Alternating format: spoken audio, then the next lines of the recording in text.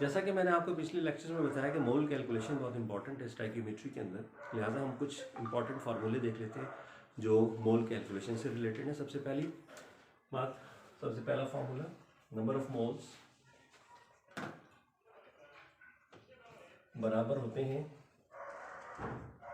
mass in grams divided by molar mass of the substance।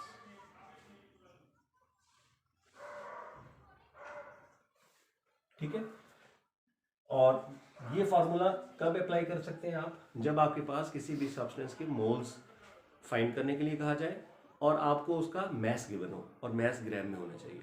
अगर ग्राम में नहीं है तो आपने इसको ग्राम में कन्वर्ट कर देना है और उसको डिवाइड कर देंगे मोलर मैस से, तो आपके पास नंबर ऑफ मोल्स आ जाएंगे। मिसाल के तौर पर अगर 180 ग्राम्स ऑफ H2O को मोल्स में कन्वर्ट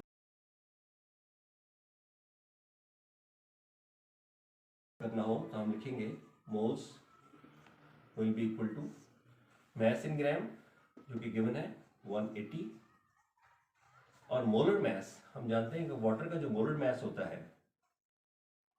वो होता है 18 ग्राम्स पर मोल। लिहाजा अगर ये वैल्यू यहाँ पुट की जाए तो 18 ग्राम्स पर मोल।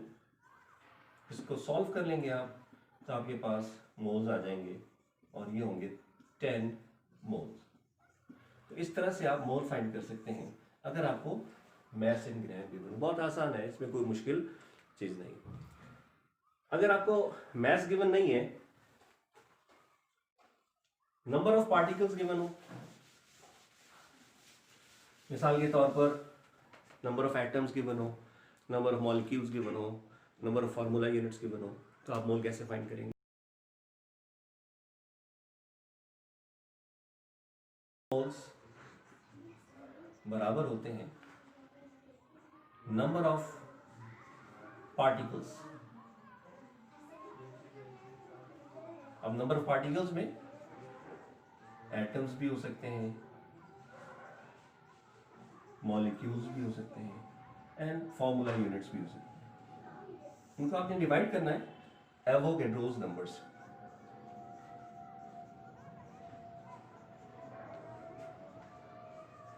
एवोगैड्रोस नंबर के बारे में इससे पिछले लेक्चर में हम डिस्कस कर चुके हैं कि एवोगैड्रोस एटम्स दिए हुए हो हाइड्रोजन के, हाइड्रोजन एटम्स,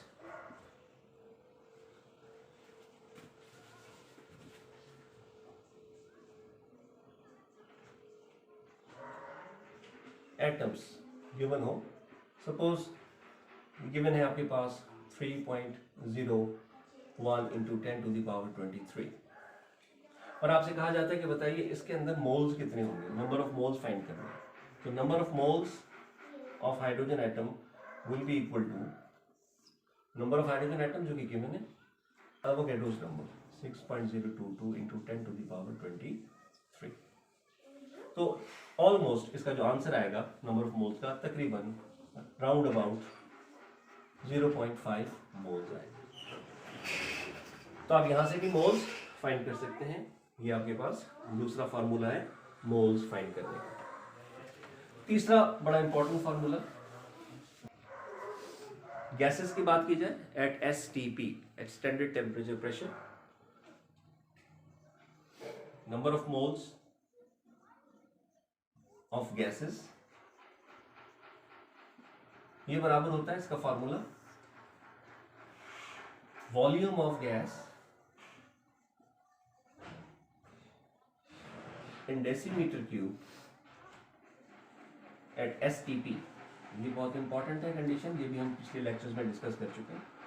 ये डिवाइड कर देंगे हम 22.414 डेसीमीटर क्यूब से। इस तरह से हम गैसेस के मोल्स फाइंड कर सकते हैं अगर हमारे पास इनका वॉल्यूम गिवन हो at STP। For example hydrogen gas at STP, इसके वॉल्यूम फॉर एग्जांपल गिवन है अबाउट 48 डेसीमीटर क्यूब सपोज। तो आप इसको मोल कैसे फाइंड करेंगे? मोल बराबर होंगे, अब आप देखिए मोल कैसे फाइंड करते हैं? वॉल्यूम गिवन है 48 decimetre cube, it should be divided by 22.414 decimetre cube, तो मोल्स आपके पास आ जाएंगे और ये तकरीबन अबाउट 2 आप कह सकते हैं 2 मोल्स का आंसर है। एक्यूरेट आंसर आप कैलकुलेटर की मदद से फाइंड कर सकते हैं।